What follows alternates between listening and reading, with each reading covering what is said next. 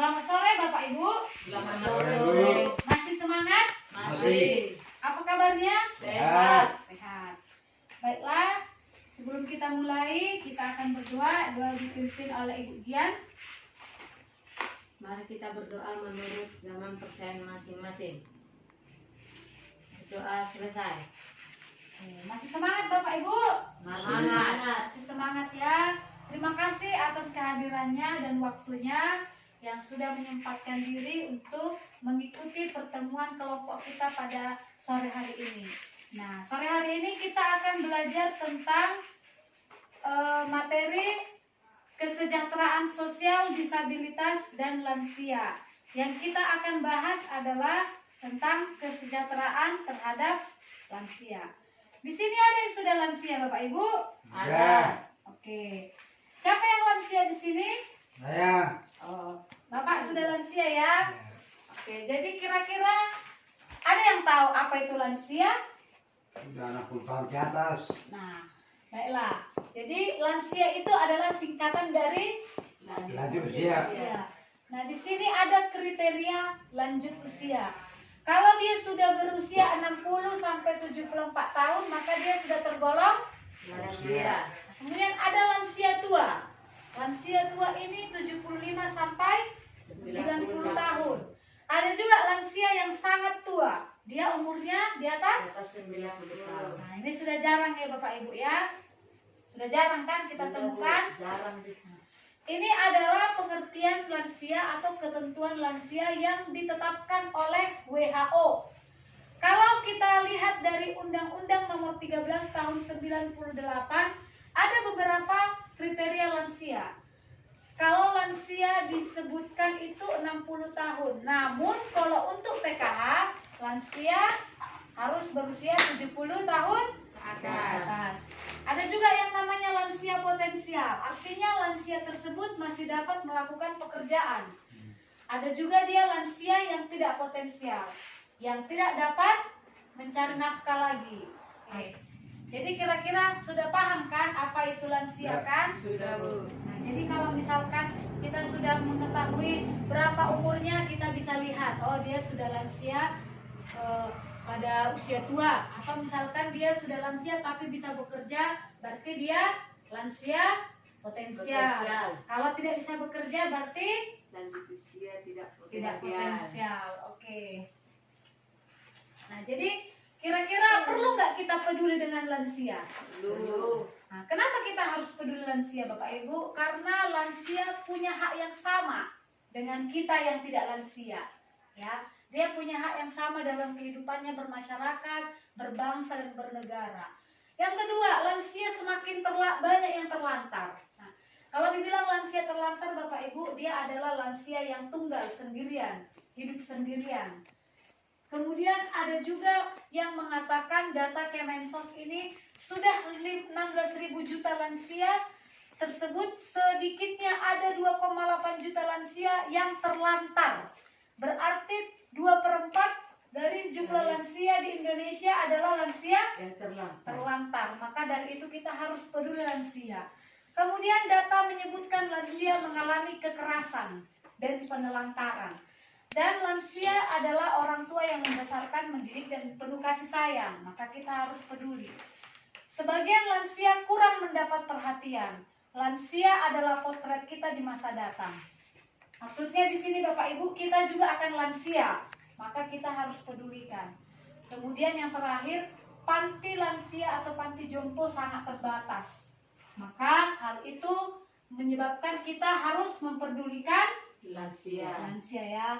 Nah, jadi kalau yang disebut lansia pasti punya masalah-masalah. Betul Bapak Ibu? Benar. Oke. Jadi ada kondisi dan permasalahan lanjut usia. Kondisi tersebut dapat ditandai dari kondisi fisik, kondisi psikososial, kondisi spiritual. Nah, kalau dia kondisi fisik, kira-kira seperti apa Bapak Ibu? Keriput, ubanan ya, bungkuk. Oke. Kemudian mulai sakit-sakitan, gangguan saluran pernapasan. Oke. Jadi tulangnya rapuh. Nah, di sini ada perubahan-perubahan fungsi organ tubuh. Yang pertama tadi perubahan suhu dapat menyebabkan kulit keriput, kemudian radang sendi, tulang rapuh, gangguan panca indera, ada juga gangguan saluran kencing, gigi mulai goyang, kemudian muncul beberapa penyakit ya. Itu tadi adalah kondisi fisiknya. Kemudian kondisi psikososialnya, ini adalah kondisi di mana antara diri dan hubungan kita dengan orang lain. Nah, dapat ditandai dengan perubahan emosi. Nah, kalau lansia itu cenderung gampang depresi, betul Bapak Ibu? Benar. Sering cemas, takut, gitu ya. Nah, kemudian lebih agresif, suka marah-marah ya. Dan juga dia bisa perubahan sikap dan perilaku, misalnya dia cenderung diam di rumah. Ada yang cenderung diam di rumah, ada yang murung, ada yang berorientasi pada masa lampau. Maksudnya di sini Bapak Ibu, dia suka menceritakan masa mudanya. Benar. Nah, kemudian hubungannya dengan tetangga menjadi kurang baik. Nah, ini adalah kondisi masalah-masalah psikososial yang sering dialami oleh lansia. Kemudian ada juga kondisi spiritual. Yang pertama, dia akan jarang ibadah. Betul Bapak Ibu? Betul ya. Tidak tabah dalam menerima kondisi penuaannya. Kemudian kurang mau berbagi dan selalu menunjukkan super powernya dan menganggap diri selalu benar. Itu adalah ciri-ciri lansia. Nah, jadi kalau misalkan kita melihat salah satu di antara ini, berarti itu adalah tanda-tanda Lansia. Oke, bisa paham ya Bu ya? Sabu. Oke. Kemudian kalau kita sudah mengenal masalah dan kondisi lansia, maka kita harus tahu bagaimana prinsip melayani lansia. Nah, jadi di sini ada prinsip pelayanan terhadap lansia. Yang pertama, kita tidak memberikan stigma atau cap kepada lansia.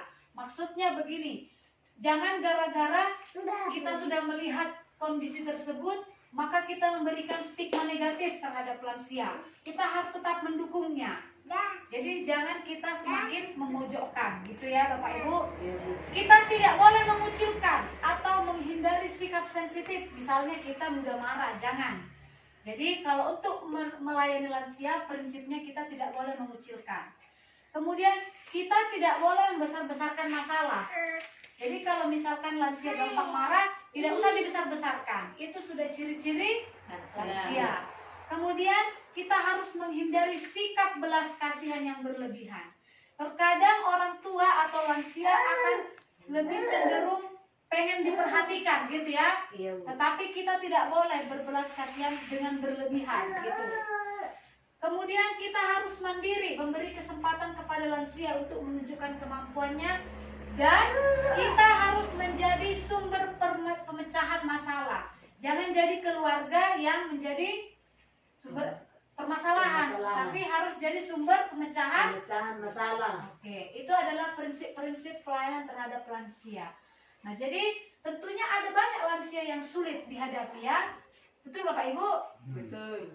Jadi di sini kita akan lihat cara menghadapi lansia yang sulit perilakunya. Jadi memang ada beberapa lansia yang memang tergolong sulit perilakunya. Nah, kita harus tetap menghormati dan menghargai, harus sabar, harus memberikan kasih sayang, melakukan pendekatan secara pribadi, memberikan kesempatan terhadap apa yang disukai oleh lansia. Misalnya dia suka untuk makan makanan bergizi, kita kasih gitu. Tetapi kita harus tetap melihat poin ini, tidak boleh berlebihan. Ya, kita harus tetap sama porsinya, jadi jangan berlebihan. Nah, dari sini bisa dipahami Bapak Ibu? Bisa ya. Kita lanjut kemudian kekerasan dan penelantaran. Sering sekali ya Bapak Ibu, lansia ini mengalami kekerasan.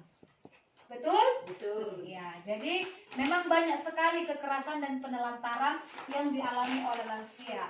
Nah, di sini bisa dilihat Bapak Ibu ada secara fisik, ada secara verbal atau kata-kata, atau secara emosi, secara finansial. Nah, contohnya mendorong, memukul, tidak memberi makan, itu adalah kekerasan fisik. Kemudian ada menyebut nama, menghina, mengancam, membentak, itu adalah kekerasan verbal. Ada juga misalkan dia membiarkan lansia sendirian, tidak peduli, baru mendiamkan. Berarti itu adalah kekerasan emosi ya. Dan ada juga misalnya dia memanfaatkan uang. Nah, kita manfaatkan uang lansia, menggunakannya tanpa izin. Itu adalah kekerasan secara. Nah, berarti kalau kita menggunakan uang lansia tanpa izin itu termasuk bentuk kekerasan ya. Apa itu penelantaran lansia? Sini sudah dijelaskan. Penelantaran lansia adalah tindakan orang di sekitar lansia yang membiarkan lansia tidak terpenuhi haknya. Jadi poinnya kalau dibilang penelantaran tidak terpenuhi haknya. Itu ya Bapak Ibu ya. Jadi di sini ada tadi beberapa, kita tidak memberi dia makan, kemudian tidak memberikan obat kalau dia sakit, membiarkan lansia bekerja dengan keras. Nah, berarti kalau kita membiarkan lansia bekerja dengan keras itu sudah termasuk penelantaran ya. Kemudian kita tidak memberi dia beribadah, ditinggal sendirian dalam kurun waktu tertentu, atau tidak peduli dengan lansia, itu merupakan penelantaran terhadap lansia. Oke, jadi kira-kira ini sudah dapat dipahami Bapak Ibu?